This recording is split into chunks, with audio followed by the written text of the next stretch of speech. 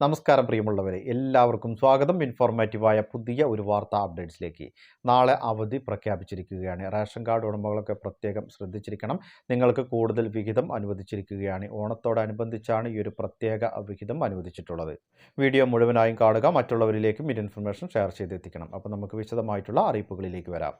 ഒന്നാമതായി പങ്കുവെക്കുന്ന അറിയിപ്പ്, വാണിജ്യ ആവശ്യത്തിനുള്ള പാചകവാതക സിലിണ്ടറിൻ്റെ വില വർദ്ധിപ്പിച്ചു. ഇതോടെ ഡൽഹിയിൽ വാണിജ്യ പാചകവാതക സിലിണ്ടറിൻ്റെ വില 1691 രൂപ 50 പൈസയാണ്. ജൂലൈ മാസത്തിൽ വാണിജ്യ സിലിണ്ടറിൻ്റെ വില എണ്ണ കമ്പനികൾ കുറച്ചിരുന്നു. 30 രൂപയാണ് കുറച്ചത്. അതിനു മുൻപ് ജൂണിൽ 69 രൂപ 50 പൈസയും മെയ് മാസത്തിൽ 19 രൂപയും കുറച്ചിരുന്നു. ഇങ്ങനെ തുടർച്ചയായി പാചകവാതക വില കുറച്ചതിന് പിന്നാലെയാണ് ഇപ്പോൾ ഈ മാസം വില വർദ്ധിപ്പിച്ചിരിക്കുന്നത്. വാണിജ്യ സിലിണ്ടറിന് 39 രൂപയാണ് വർദ്ധിപ്പിച്ചിട്ടുള്ളത്. ഇനി രണ്ടാമതായി പങ്കുവയ്ക്കുന്ന അറിയിപ്പ്, ഓണം പ്രമാണിച്ച് പൊതുവിഭാഗം കാർഡ് ഉടമകൾക്ക് കൂടുതൽ റേഷൻ അരി ലഭിക്കും. വെള്ള കാർഡിന് സെപ്റ്റംബർ മാസം 10 കിലോ അരി 10 രൂപ 90 പൈസ നിരക്കിൽ ലഭിക്കും. നീല കാർഡിൽ ഓരോ അംഗത്തിനും സാധാരണ റേഷൻ വിഹിതമായി കിട്ടുന്ന 2 കിലോയ്ക്ക് പുറമെ കാർഡ് ഒന്നിന് 10 കിലോ അധിക വിഹിതം നൽകും. സാധാരണ വിഹിതം 4 രൂപ നിരക്കിലും അധിക വിഹിതം 10 രൂപ 90 പൈസ നിരക്കിലുമാണ് ലഭിക്കുക. മറ്റു വിഭാഗങ്ങളുടെ വിഹിതത്തിൽ മാറ്റമില്ല. നീല കാർഡുകാരുടെ സാധാരണ വിഹിതത്തിനൊഴികെ ഇക്കുറി കോമ്പിനേഷൻ ബില്ലിംഗ് പുനഃസ്ഥാപിച്ചിട്ടുണ്ട്. അതിനാൽ തന്നെ കാർഡ് ഉടമകൾക്ക് ഇഷ്ടമുള്ള ഇനം അരി ലഭിക്കും.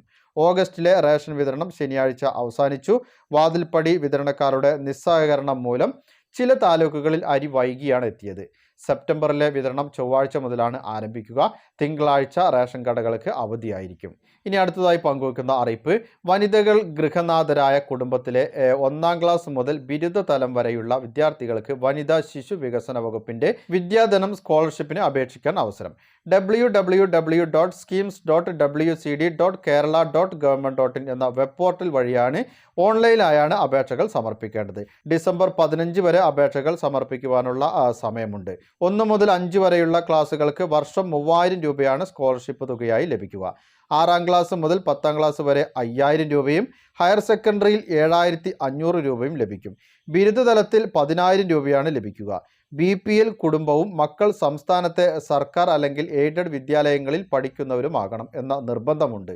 APL ആണെങ്കിൽ അർഹതപ്പെട്ട വിഭാഗമാണെന്ന് തെളിയിക്കുന്ന രേഖകൾ ഹാജരാക്കാൻ മറക്കരുത്. കേന്ദ്ര സംസ്ഥാന സർക്കാരുകളുടെ സ്കോളർഷിപ്പ് ലഭിക്കുന്ന വിദ്യാർത്ഥികളെ മാത്രമേ പരിഗണിക്കുകയുള്ളൂ. കുടുംബത്തിൽ പരമാവധി 2 കുട്ടികൾക്ക് ഈ ഒരു പദ്ധതിയിലേക്ക് അപേക്ഷകൾ സമർപ്പിക്കാവുന്നതാണ്. അപേക്ഷിക്കാനായി റേഷൻ കാർഡ്, അതുപോലെ തന്നെ വോട്ടർ ID, അമ്മയുടെ അതുപോലെ തന്നെ കുട്ടിയുടെ ആധാർ, ബാങ്ക് അക്കൗണ്ട് വിശദാംശങ്ങൾ, അതുപോലെ തന്നെ അർഹതാ മാനദണ്ഡങ്ങൾ ഉണ്ടെങ്കിൽ അതുമായി ബന്ധപ്പെട്ടുള്ള രേഖകൾ എന്നിവ സഹിതം വേണം അപേക്ഷകൾ സമർപ്പിക്കാൻ. ഇനി മറ്റൊരു പ്രധാനപ്പെട്ട അറിയിപ്പ്, അറബിക്കടലിൽ അപൂർവ ചുഴലിക്കാറ്റ്. ഇതോടെ 5 ജില്ലകളിൽ യെല്ലോ അലർട്ട് പ്രഖ്യാപിച്ചിട്ടുണ്ട്. മലപ്പുറം, കോഴിക്കോട്, വയനാട്, കണ്ണൂർ, കാസർഗോഡ് എന്നീ ജില്ലകളിലാണ് യെല്ലോ അലർട്ട് പ്രഖ്യാപിച്ചിരിക്കുന്നത്. എല്ലാവരുടെയും അറിവിലേക്കായി വളരെ പ്രധാനപ്പെട്ട അറിയിപ്പുകളുടെ വിശദ വിവരങ്ങളാണ് പങ്കുവച്ചത്. മറ്റുള്ളവരിലേക്കും ഈ ഇൻഫർമേഷൻ ഷെയർ ചെയ്തെത്തിക്കുക. നിങ്ങളുടെ അഭിപ്രായങ്ങളും നിർദ്ദേശങ്ങളും കമന്റിലൂടെ എഴുതി അറിയിക്കുവാൻ മറക്കരുത്. പുതിയൊരു വീഡിയോയിൽ വീണ്ടും കണ്ടുമുട്ടാം.